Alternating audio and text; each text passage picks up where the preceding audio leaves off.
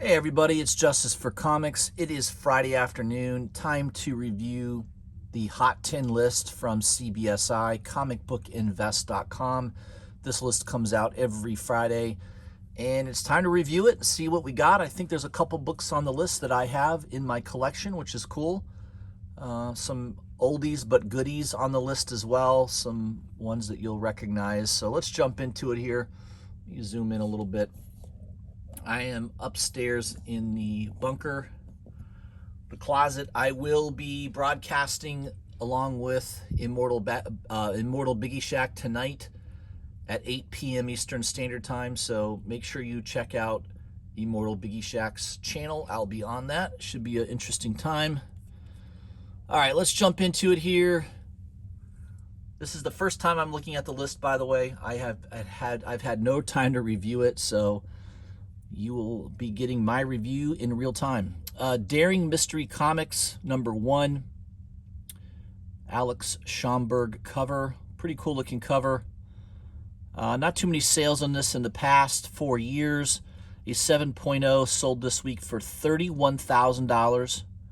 And there are 2 copies in the census higher than this one.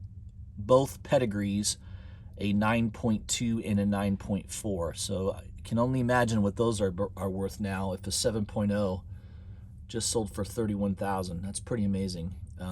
I've never heard of this book. Obviously, every week there's a Golden Age book on here. It is a really cool looking cover, though. 10 center. Looks like what, the Fiery Mask? I don't know. You got a hero type, a lady in distress, a evil guy with a cloak, with a machine, was it a machine gun or a flamethrower? I don't know what he's got. Yeah, it's a pretty cool looking cover. I love the coloring on it. It definitely jumps out at you, and I can only imagine back in the 40s and 50s having seen that on a newsstand rack, that would definitely grab your attention. So yeah, it's pretty cool. I like it. And congratulations to anybody who has that in their collection. Another honorable mention is the Ultimates, #1 from 2016. Al Ewing is the writer and Rocafort is the artist. I don't know why this book's on here. It says Valiant Horton wrote about this book more than 3 years ago here on Comic Book Invest. Just type in AYO in the search bar. Already a sale of $30, which is double what it was yesterday. So that's interesting. I may have that in my collection. I think I did collect that run of Ultimates. And for as long as I can remember, it's always been cover price. It hasn't really done much. I do like Rocafort's art. That's probably one of the reasons I collected it. I was kind of into his artwork. So I believe I have that in my collection. I'll have to pull it out and see. Pretty sure I have that. All right, let me get to number 10 on the list. Is Bob's Burgers, #1. A TV show that I never watched. I may have seen an episode or two, but I don't know. I don't remember. I think it was okay. I think it was fairly funny, but I'm more of a Family Guy fan. I've seen a lot more Family Guy episodes. So Bob's Burgers was not really on my list of cartoons to watch. My favorite of all time is probably still Rick and Morty. I love Rick and Morty. The humor in that is right up my alley. It's dark, it's demented, it's freaking hilarious.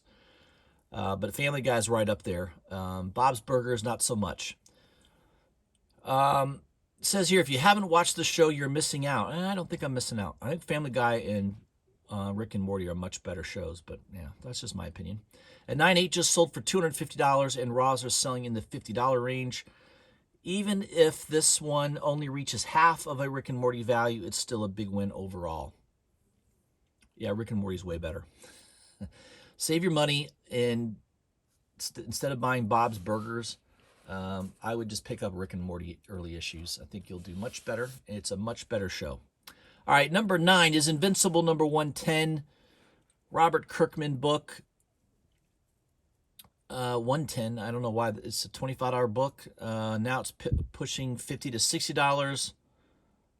This is definitely a book that pushes a lot of social limits and will pretty much always be significant, but the warm reception of The Invisible Show is helping it right now. I know nothing about Invincible. I read the first 10 issues. I thought it was okay. I'm not a big Robert Kirkman fan. Walking Dead had its moments where I thought it was very well written, and it had its moments where I thought it was not very good. I've not really liked a lot of Robert Kirkman stuff, so I'm not a big fan of Kirkman, me personally, but I know there are a lot of people that do like his work, and I think this is one of those titles that there's a good collecting base for it for sure. So anybody that has that one's on the move.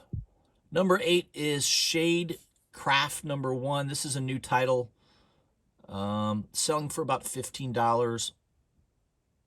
Another horror title. I don't know much about it, so I can't really comment on it if it's good or not, but that is your 8th spot, selling for $15. Number 7 is Black Cat. Number 4, the Adam Hughes 1 in 25 variant. Very cool looking cover by Adam Hughes. He's starting to do pretty well lately. There was a time there for a while where, I don't know, he just wasn't he wasn't drawing very well. A lot of it was very lackluster. This seems to be kind of the old Adam Hughes type of work. So maybe he's listened to the critics. I don't know. I don't know if he is or not, but he definitely needs to lose some weight. I've commented before on it. He's grossly obese, and I hope he doesn't get COVID, because he'll be one of those people that probably doesn't make it. So hopefully Adam Hughes is doing well and staying safe in the pandemic. But yeah, lately he's popping up on these lists. We haven't really seen him do that in quite a while. This one, it's selling around $50 to $60, so it's selling about double ratio. I picked one up from Midtown around $50. I don't know, kind of a risk. I like to usually buy books variants, especially incentive variants, close to ratio. But the only way to really do that with this would have been to pre-order it probably months in advance through a retailer. And most of the retailers had this between $60 to $90, and they were sold out. So it was available for several days on Midtown, which I was kind of shocked about, because most of the retailers had already sold out at much higher prices. So there you go. Number 7. Number 6, Power Rangers Unlimited Heir to Darkness number 1, the Jenny Frison 1 in 50 variant. This is a book that I have hopefully coming to me from Midtown. I did grab one off of Midtown. I definitely wish I had paid $50 for it. I did not.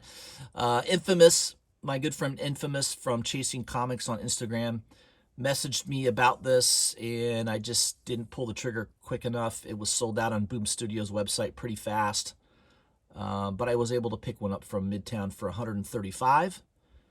There were several sales in the 200 to 250 range. I saw a sale in the 300 to 400 range just a few days ago, and now there's I think only one listing. I checked yesterday. One listing at $500. This has to be incredibly rare, right? Yes, extremely rare. I would say there's probably less than 100 of these in existence. Maybe less than 100. Most shops are not going to order 50 copies of a one-shot, especially not a Power Rangers one-shot. So there's maybe a dozen, maybe 20 stores in the country that order heavy enough to get 50 copies. So yes, I'm saying definitively this is a rare book. Probably 50 to 100 copies exist, and that is it. That's what I'm predicting. So is $500 a good price for this book? I don't know. You tell me. Who knows? I can distinctly remember when there was an Amazing Spider-Man Delato cover that was very rare, and I remember it selling around $1,000, and everyone thought, "Oh, that's crazy. Who the hell would pay that?"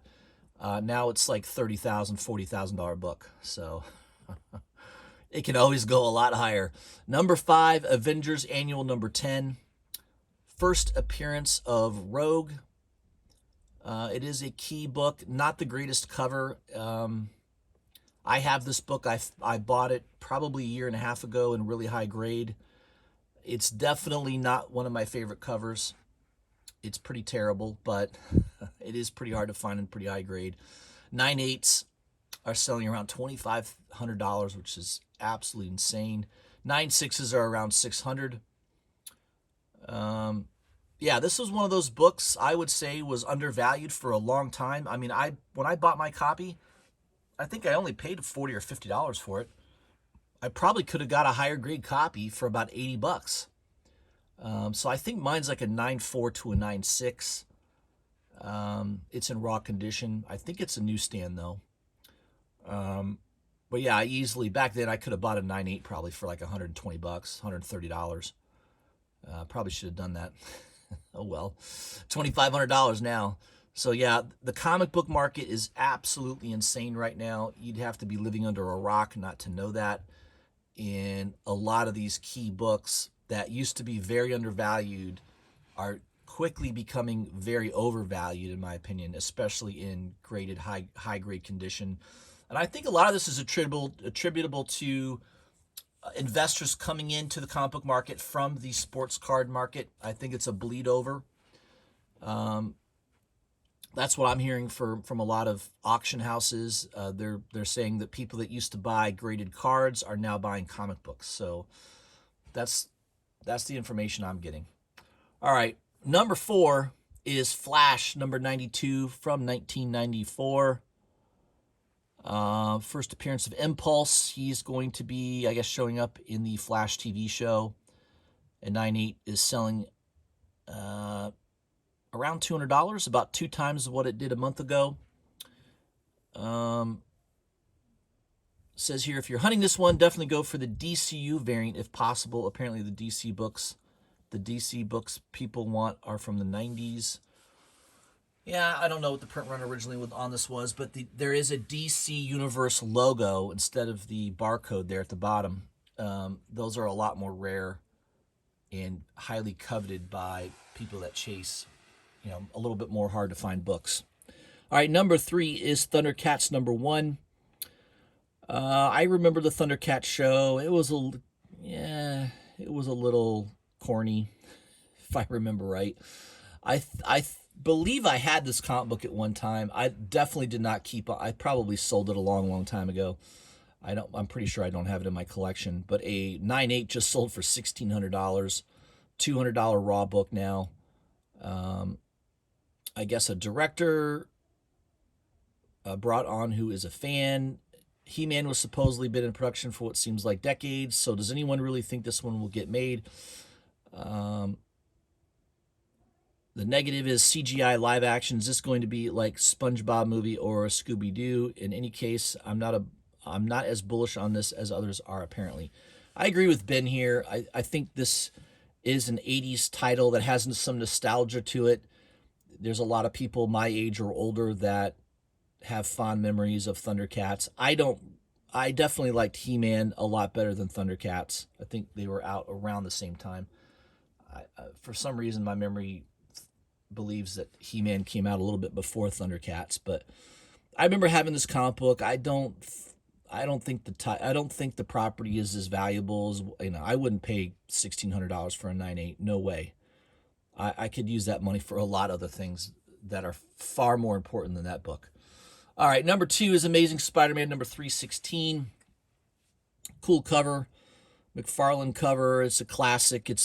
There's cover swipes of it all the time. In the modern era, 9.6s are now $800. A 9.8 sold for around $1,700. A month ago, a 9.6 was $350 and a 9.8 was $700. So there's been a huge jump in price on this. Ben says, I wish I had an intelligent reason for this. Nope, I don't. So I don't know why either. It's a cool cover. It's always going to be a book that people are going to want and be in demand. But there's nothing really key in it, right? It's just a really cool cover by McFarlane. And if you're a big Venom fan, it's definitely one of those you want to have in your collection. Number 1 is Superboy number 9 from 1994.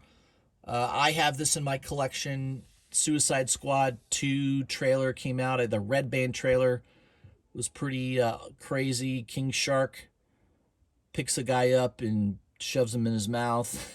It's pretty crazy. This is a cool book. I bought this a couple years ago at a comic book store, I think for like $10. I mean, I got a really, really good price on it, and mine's in really high grade. Mine would probably be a 9.8 or a 9.6, I'm pretty sure. I don't know. It's one of those books that it's going to be hot for a little while here until the movie comes out, and then I could see this book dropping pretty quickly. I don't know. I've got a nice copy. I should probably consider. I don't grade books though. The way to really take advantage of this would be to fast track this through CGC, get it graded, get it back. Hopefully it's a 9.6 or 9.8, and throw it up on eBay. Problem is, it's just there's too much time and effort involved in doing that for me. So I probably won't take the time or the effort to do that. But that's what should be done, and that's what I would recommend you do if you have any ambition at all, which I certainly don't. So it'll probably just sit in my comic book box until it's worth about $20 or $10 or $20 again, which probably will in a year or two. So, or sooner. Well, we'll see. So that is your top 10 list, guys. There is some pretty cool books on that list. It looks like I've got what, 1, 2, 3, 4. I've got 4 of the top 10. Not too bad. 40%.